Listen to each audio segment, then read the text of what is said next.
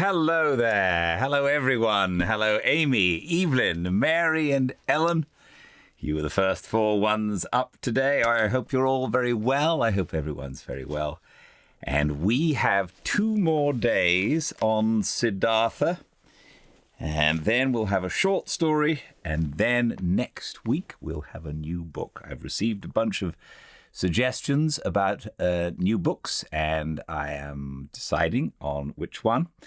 But we'll have tomorrow's reading, and then I'll tell you which short story we're reading. And then when we read the short story, I'll tell you what book to look forward to next week.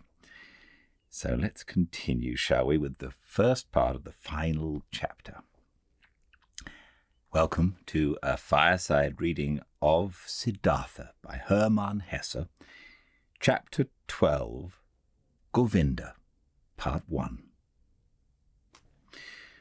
Together with other monks, Govinda used to spend the time of rest between pilgrimage in the pleasure grove, which the courtesan Kamala had given to the followers of Gautama for a gift. He heard talk of an old ferryman who lived one day's journey away by the river, and who was regarded as a wise man by many.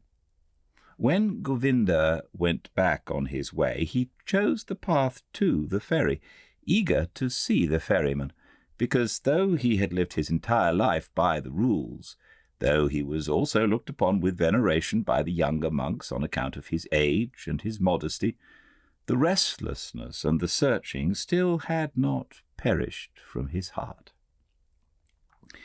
He came to the river and asked the old man to ferry him over, and when they got off the boat on the other side, he said to the old man, "You are very good to us monks and pilgrims. You have already ferried many of us across the river.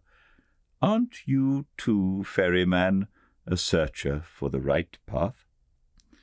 Quoth Siddhartha, smiling from his old eyes, "Do you call yourself a searcher, O venerable one, though you are already well on in years and are wearing the robe of Gautama's monks?"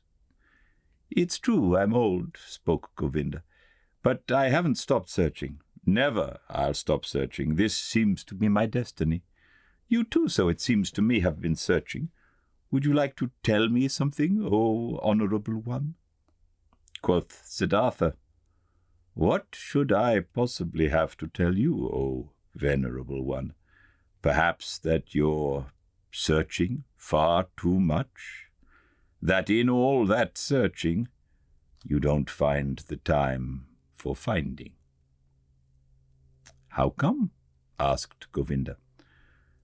"When someone is searching," said Siddhartha, "then it might easily happen that the only thing his eyes still see is what he searches for, that he is unable to find anything, to let anything enter his mind, because he always thinks of nothing but the object of his search, because he has a goal, because he is obsessed by the goal. Searching means having a goal. But finding means being free, being open, having no goal. You, O venerable one, are always indeed a searcher, because, striving for your goal, there are many things you don't see, which are directly in front of your eyes." "I don't quite understand yet," asked Govinda. "What do you mean by this?" Quoth Siddhartha, "A long time ago, O venerable one, many years ago, you've once before been at this river, and have found a sleeping man by the river, and have sat down with him to guard his sleep. But, O Govinda, you did not recognize the sleeping man." Astonished, as if he had been the object of a magic spell, the monk looked into the ferryman's eyes. "Are you Siddhartha?" he asked with a timid voice. "I wouldn't have recognized you this time as well. From my heart I'm greeting you, Siddhartha. From my heart I'm happy to see you once again. You've changed a lot, my friend. And so you've now become a ferryman?" In a friendly manner, Siddhartha laughed. "A ferryman, yes. Many people, Govinda, have to change a lot, have to wear many a robe. I am one of those, my dear. Be welcome, Govinda, and spend the night in my hut." Govinda stayed the night in the hut and slept on the bed which used to be Vasudeva's bed. Many questions he posed to the friend of his youth, many things Siddhartha had to tell him from his life. When in the next morning the time had come to start the day's journey, Govinda said, not without hesitation, these words: "Before I'll continue on my path, Siddhartha, permit me to ask you one more question. Do you have a teaching? Do you have a faith or a knowledge you follow which helps you to live and to do right?" Quoth Siddhartha, "You know, my dear, that I already, as a young man, in those days when we lived with the penitents in the forest, started to distrust teachers and teachings, and to turn my back on them. I have stuck with this. Nevertheless, I have had many teachers since then. A beautiful courtesan has been my teacher for a long time, and a rich merchant was my teacher, and some gamblers with dice. Once even a follower of Buddha, travelling on foot, has been my teacher. He sat with me when I had fallen asleep in the forest on the pilgrimage. I've also learned from him. I'm also grateful to him, very grateful. But most of all, I have learned here from this river, and from my predecessor, the ferryman, Vasudeva. He was a very simple person, Vasudeva. He was no thinker, but he knew what is necessary just as well as Gautama. He was a perfect man, a saint. Govinda said, "Still, O Siddhartha, you love a bit to mock people, as it seems to me.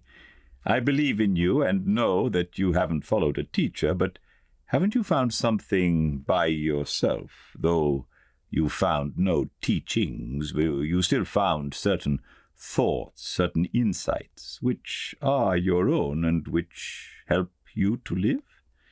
If you would like to tell me some of these, you would delight my heart." Quoth Siddhartha, "I've had thoughts, yes, and insight, again and again, sometimes for an hour or for an entire day. I have felt knowledge in me, as one would feel life in one's heart. There have been many thoughts, but it would be hard for me to convey them to you. Look, my dear Govinda, this is one of my thoughts, which I have found. Wisdom cannot be passed on. Wisdom which a wise man tries to pass on to someone always sounds like foolishness." "Are you kidding?" asked Govinda. "I'm not kidding. I'm telling you what I found. Knowledge can be conveyed, but not wisdom. It can be found, it can be lived, it is possible to be carried by it. Miracles can be performed with it, but it cannot be expressed in words and taught. This was what I, even as a young man, sometimes suspected, what has driven me away from the teachers. I have found a thought, Govinda, which you will again regard as a joke or foolishness, but which is my best thought. It says, 'The opposite of every truth is just as true.' That's like this. Any truth can only be expressed and put into words when it is one-sided. Everything is one-sided which can be thought with thoughts and said with words. It's all one-sided, all just one half. All lacks completeness, roundness, oneness. When the exalted Gautama spoke in his teachings of the world, he had to divide it into samsara and nirvana, into deception and truth, into suffering and salvation. It cannot be done differently. There is no other way for him who wants to teach. But the word itself, what exists, but the world itself, what exists around us and inside of us, is never one-sided. A person or an act is never entirely samsara or entirely nirvana. A person is never entirely holy or entirely sinful. It does really seem like this because we are subject to deception, as if time was something real. Time is not real, Govinda. I have experienced this often and often again. And if time is not real, then the gap which seems to be between the world and the eternity, between suffering and blissfulness, between evil and good, is also a deception. How come? Asked Govinda timidly. Listen well, my dear, listen well. The sinner which I am and which you are is a sinner. But in times to come he will be Brahma again. He will reach the nirvana, will be Buddha. And now, see, these times to come are a deception, are only a parable. The sinner is not on his way to become a Buddha. He is not in the process of developing, though our capacity for thinking does not know how else to picture these things. No, within the sinner is now and today already the future Buddha. His future is already all there.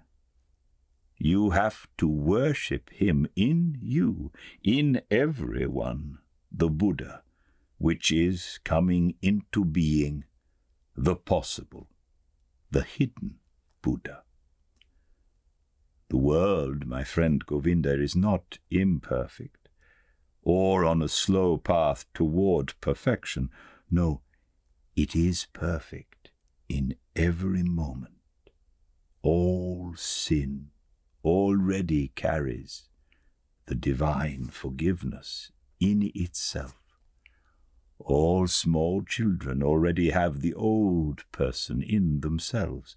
All infants already have death. All dying people the eternal life. It is not possible for any person to see how far another one has already progressed on his path. In the robber and dice gambler, the Buddha is waiting. In the Brahman, the robber is waiting. In deep meditation, there is the possibility to put time out of existence, to see all life which was, is, and will be, as if it was simultaneous. And there everything is good, everything is perfect, everything is Brahman. Therefore I see whatever exists as good. Death is as good. Death is to me like life, sin like holiness, wisdom like foolishness. Everything has to be as it is.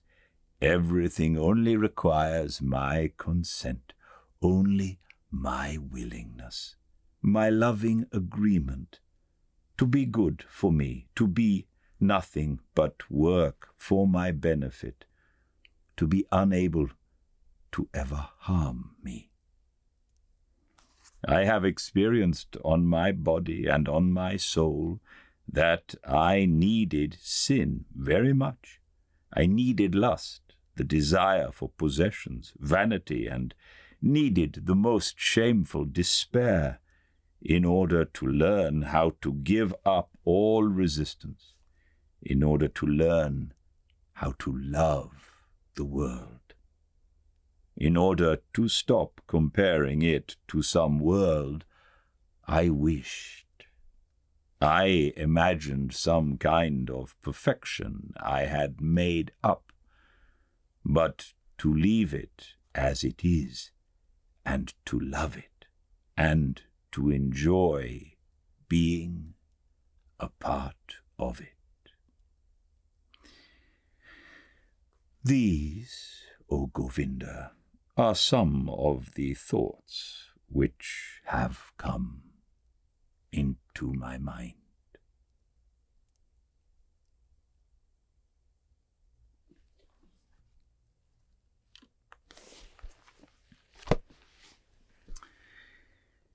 We will have our final reading of Siddhartha tomorrow at 5 Pacific at Fireside Reading on Instagram. I do hope you can join me. Until then, everyone, do stay very, very well indeed.